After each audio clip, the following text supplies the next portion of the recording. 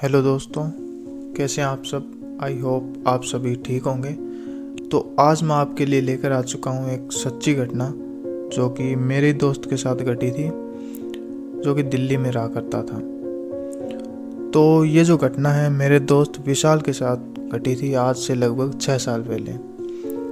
विशाल जो है दिल्ली में रहता है और उसकी फैमिली की बात कर लें तो साथ में उसके पापा, उसकी मम्मी और एक 2 साल छोटी बहन, कुल मिलाकर फैमिली में 4 लोग हैं ये। तो विशाल जो है अभी नई नई जॉब लगा था, क्योंकि विशाल ने इंजीनियरिंग की थी तो एक सॉफ्टवेयर कंपनी में उसकी जॉब लगी। विशाल बहुत ही खुश था। 9 to 5 की जॉब थी। कंपनी जो थी घर से लगभग मान लो 25 किलोमीटर दूर थी उसकी, 25 से 30 के बीच। तो जाने के लिए उसे घंटा तो लग ही जाता था, इसलिए विशाल सुबह जाता।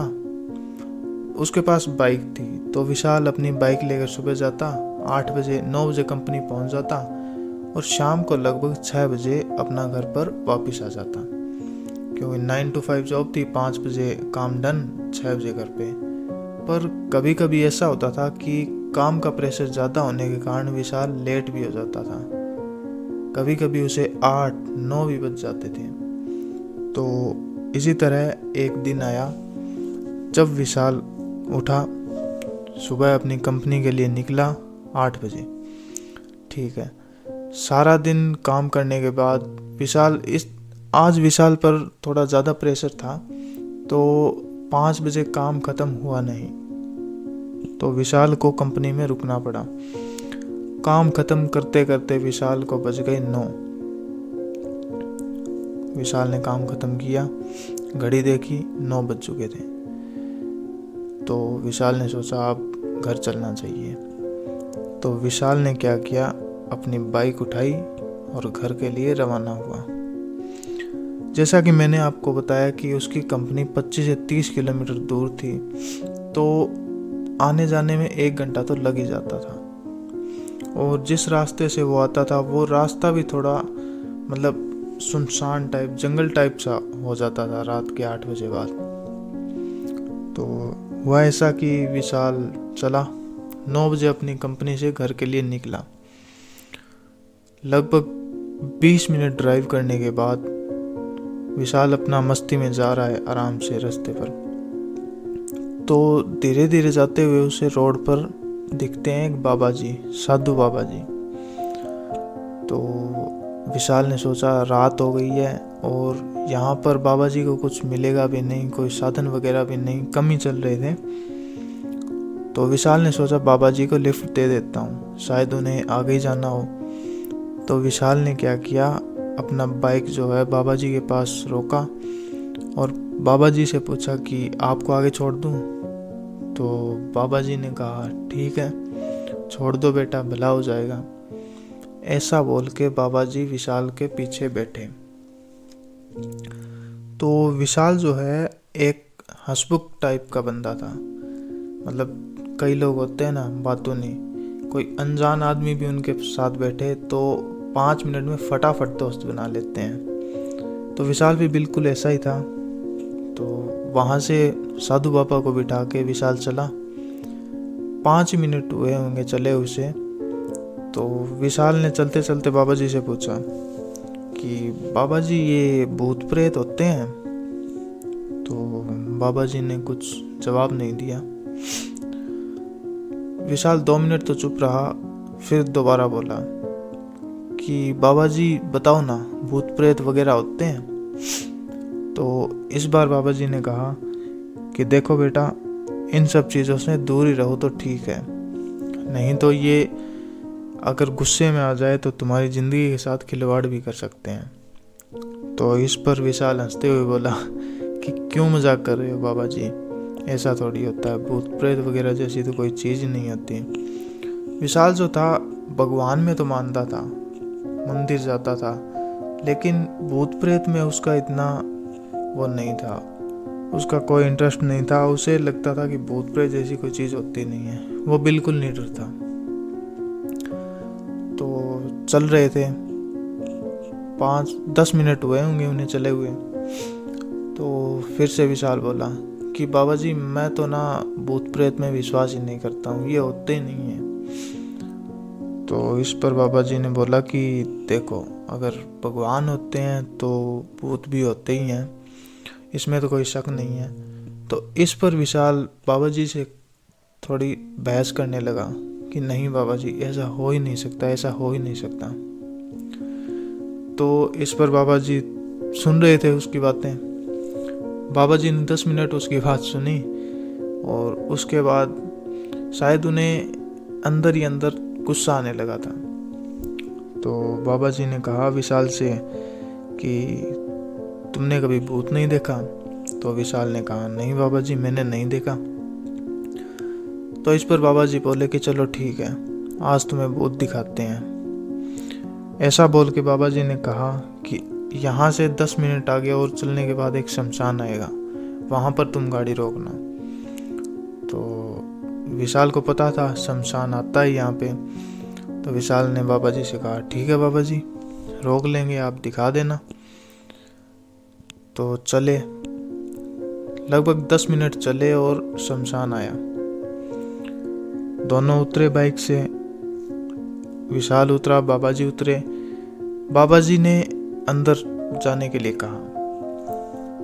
तो बाबा जी ने कहा कि चलो विशाल, मेरे साथ चलो, आज तुम्हें भूत दिखाई देते हैं। तो इस पर विशाल खुश हुआ। विशाल ने सोचा चलो ठीक है, आज शायद कुछ देखने को मिलेगा। तो विशाल बहुत एक्साइट था। तो इसी एक्साइटमेंट में विशाल बाबा जी के पीछे पीछे चल दिया। शमशान में घुसे और विशाल देखता है कि शायद एक जो चिता है अभी भी जल रही है।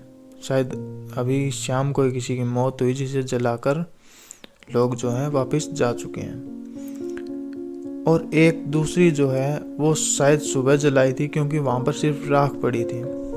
तो बाबा जी ने विशाल से कहा कि यहाँ आओ। तो विशाल गया। बाबा जी ने कहा वो जो सुबह जलाई थी लाश, सुबह जो चिता जलाई थी उसकी जो राख पड़ी थी, वहाँ पर बाबा जी गए और बाबा जी ने विशाल को बुलाया। बाबा जी ने विशाल से कहा कि चलो ठीक है, तुम यहाँ पर बैठो। बाबा जी ने विशाल को उस राख के बिल्कुल पास में बिठाया, मतलब सामने। और फिर बाबा जी ने क्या किया कि तुम यहाँ पर बैठो, मैं अभी कुछ करता हूँ जिससे तुम्हें एहसास होगा कि भूत प्रेत भी हमारे बीच रहते हैं। तो विशाल खुश हुआ। विशाल पूरा एक्साइटेड था देखने के लिए। उसके बाद बाबा जी ने क्या किया, बाबा जी ने एक कील निकाली अपने झोले से। वो कील बाबा जी ने उस राख में जो है ठोक दी जमीन में, और उससे बांध दिया एक सफ़ेद धागा। वो सफ़ेद धागा लगभग यही कुछ रहा होगा 10 मीटर का। तो मतलब 10 मीटर का रहा होगा। तो वो धागा, उसका एक छोर बाबा जी ने कील से बांध दिया और दूसरा जो छोर था वो विशाल के हाथ में दे दिया और विशाल से कहा कि तुम इसे पकड़ के बैठो। ठीक है, विशाल बैठ गया पकड़ के। अब बाबा जी ने अपने झोले से निकाली कुछ मिठाई, कुछ भी मीठा निकाला। तो उसके बाबा जी ने 4 टुकड़े किए और उस धागे के थोड़ी थोड़ी दूरी पर रख दिए।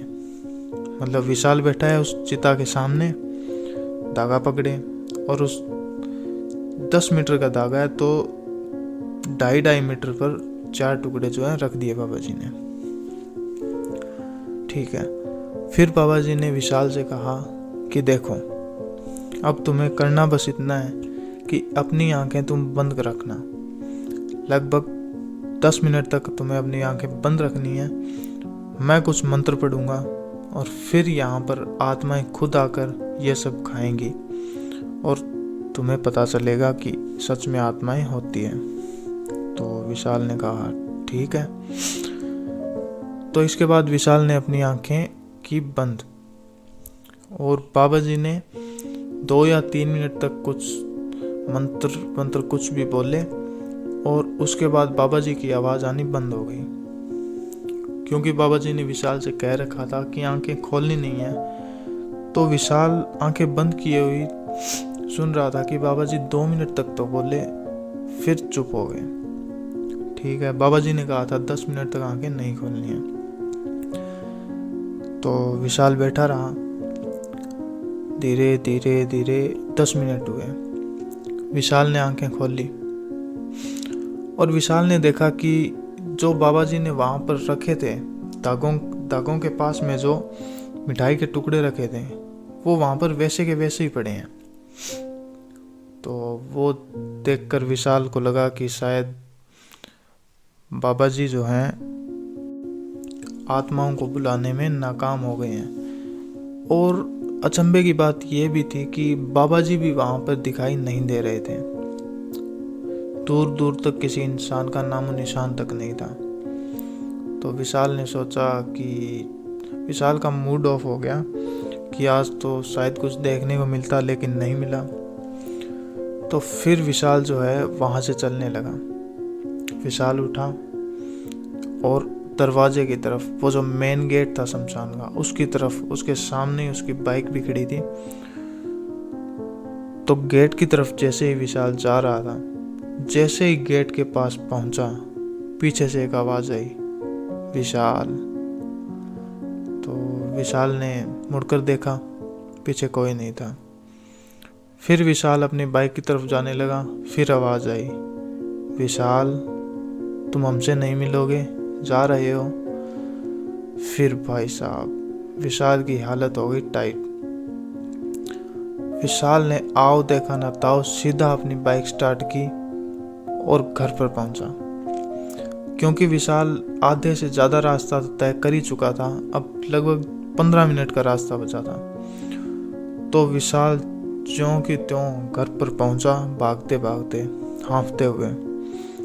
घर वालों ने देखा विशाल हाँफ रहा है, पसीना पसीना हो रहा है। हालांकि मौसम अब थोड़ा थोड़ा सर्दियों का सा था, फिर भी विशाल के पसीने छूट रहे थे।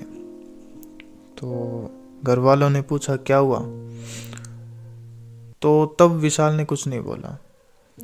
विशाल गया, अपना खाना वाना खाया और सोने चला गया। सुबह हुई। सुबह जैसे ही हुई तो विशाल की मम्मी विशाल के कमरे में आई, क्योंकि रोज जो विशाल 8 बजे तैयार होकर जॉब के लिए चला जाता था, वो आज 9 बजे तक सो रहा है। तो अचंभा हुआ घर वालों को भी। तो विशाल की मम्मी जो है गई विशाल के रूम में और देखा कि विशाल तो बीमार है। विशाल को था 104 डिग्री बुखार। अब विशाल का बदन बुरी तरह तप रहा था। जल्दी से डॉक्टर को बुलाया गया। विशाल को दवाई दी, लेकिन कुछ खास असर पड़ा नहीं। दिन बीते, 1 दिन, 2 दिन, 4 दिन, 5 दिन हुए, तो विशाल को गोली दवाइयों का कोई असर नहीं हो रहा था। घर वाले भी परेशान कि ऐसा हो क्या गया है। 4-5 दिन तो विशाल ने कुछ नहीं बताया। फिर जब हालत और ज़्यादा खराब होने लगी, तब विशाल ने अपने घर वालों को बताया कि ऐसे ऐसे मैं 4 दिन पहले आ रहा था, तो मुझे एक बाबा जी मिले, मैं उनके साथ शमशान गया और ऐसा ऐसा मेरे साथ हुआ। तो घर वाले घबरा गए। घर वाले जो हैं फिर समझ गए कि शायद इसके ऊपर किसी बुरी आत्मा का साया पड़ चुका है। तो विशाल के घर वाले जो थे वो अपने पास में ही एक बाबा जी को, मतलब एक पंडित जी को जानते थे और उनसे पहचान भी थी उनकी अच्छी खासी। तो उसके पापा मम्मी दोनों विशाल को लेकर उन पंडित जी के पास पहुंचे। तो पंडित जी ने जैसे ही विशाल को देखा तो देखते ही बता दिया कि हाँ कुछ तो हुआ है। 5 दिन पहले ये लड़का कहीं पर गया था और आते वक्त अकेला वापस नहीं आया है। इसके साथ एक और आत्मा आई है जो अभी तक इसके साथ है। तो ये सुनकर घर वाले घबरा गए, लेकिन पंडित जी ने कहा कि घबराने की कोई बात नहीं है, हम इसका इलाज कर देंगे। तो पंडित जी ने पता नहीं उसे कुछ ताबीज़ बांधे और ऐसे ही एक दो और उपाय बताए। जैसे कि उसे कहा कि बेटा तुम्हें रोज़ शाम को सोते वक्त 2 बार हनुमान चालीसा पढ़ के सोना है। और साथ में ताबीज़ जो बांध दिए थे बाबा जी ने। और ये सब करके बाबा जी ने उसके घर वालों को कहा कि अब आपको घबराने की बात नहीं है, लेकिन ध्यान रखें कि दोबारा ऐसी कोई गलती ना हो, और शमशान में ऐसे आत्माओं के साथ अगर कोई मजाक करेगा तो उनका आना जायज़ है। तो ये सुनकर घर वालों ने कहा ठीक है, ऐसा नहीं होगा। और विशाल को भी अपनी गलती का एहसास हो चुका था। तो ऐसे करके धीरे धीरे विशाल ठीक हुआ और आज विशाल बिल्कुल ठीक है। तो दोस्तों, आपको ये आज की मेरी वीडियो कैसी लगी ज़रूर बताएं। चैनल को सब्सक्राइब करें, वीडियो को लाइक करें और जितना हो सके शेयर करें। और अगर आपके पास भी ऐसी कोई रियल घटना, रियल इंसिडेंस है, आपके आसपास किसी पड़ोसी दोस्त के साथ कोई घटना हुई है, अगर आप वो मेरे साथ शेयर करना चाहते हैं तो आप मुझे ईमेल कर सकते हैं। ईमेल आईडी मेरी जो है मैं आपको बता देता हूँ, carrybanner219@gmail.com। आप इस पर भी मुझे ईमेल करके बता सकते हैं, या फिर आप मेरे इंस्टाग्राम हैंडल पर भी सीधा डीएम करके मुझे बता सकते हैं आपकी पूरी कहानी। और मैं अपने इंस्टाग्राम हैंडल का लिंक मैं अपनी वीडियो के लिंक में दे दूंगा, तो आप वहां जाकर भी मुझसे कांटेक्ट कर सकते हैं।